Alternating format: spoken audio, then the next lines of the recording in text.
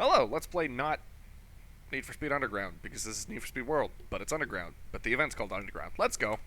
So this is one of the, if I understand correctly and have all my memories in order, original 2 non-class restricted Need for Speed World team escapes. That's a mouthful. Okay, so that was a lot to say, but it's exactly what I've just said. So on Spark server, which I'm playing on for now, for the rest of eternity, I think all of the team escapes are not class restricted. However, back in the original days of Need for Speed World, most of them were. Then I think after they originally released team escapes, they added 2 more, both of which are named after older Need for Speed titles. There's High Stakes, which we'll get to after this, and Underground, which we're playing right now. They're a lot shorter. They're only made for 2 people. I am playing them in single player, however, and on Spark server. Single player events don't have cooperative AI people. It's just you, which I think is actually a little bit nicer. So, they're not very long. We already only have 18,000 and something feet left. They're able to be done in a few minutes. In my experience, they are a chunk more difficult.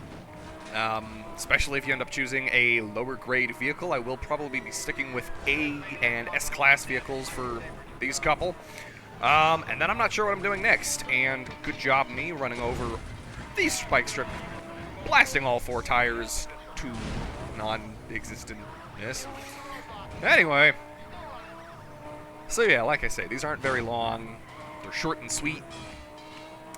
And we're gonna see if I can get through this first time without having to restart, because I mess up tragically, terribly, awfully, and horribly.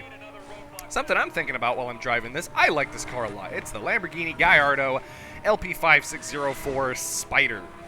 This version, and I'll get to why this isn't even 100% accurate in a minute, but this exact version of this car in this game, oh, it gives me the feelings of a completely unrelated game.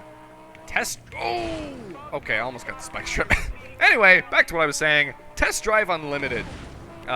More specifically, the first one. There was a second one. It's such a strange game. People have played it. It existed, and some people just think it was awful. Some people think it was amazing. I have very fond memories of it because it was such a niche thing. It was like a lifestyle game that involved cars. And you bought and could, have various houses, which all had different decorations and just everything else. If you've never played it, go look at it. I will admit it's old and incredibly hard to access at this point. It's not like it's available on Steam or something easy. So, yeah, I'm not sure why I started talking about that. And like I say, this car just reminds me of it. I'll point out real quick before we go. The reason I'm thinking that, even though it's the wrong Lamborghini, it's like the generation after the one featured in Test Drive Unlimited. I edited this with vinyls so that the windshield surround is black. That seems like such a subtle thing, but that and slightly darkened wheels compared to what's... Oh, no, wait, I lied. Those are the standard color wheels. I think. I forget. Either way, I don't know. The design, the way I made it, and then I softened the yellow to a slightly less saturated one. I just look at it, and every time I drive this car, I think of Test Drive Unlimited 1 and its wonderful map of Hawaii and everything else. So that was a strange tangent. We'll get to the next team escape here in a moment. Goodbye.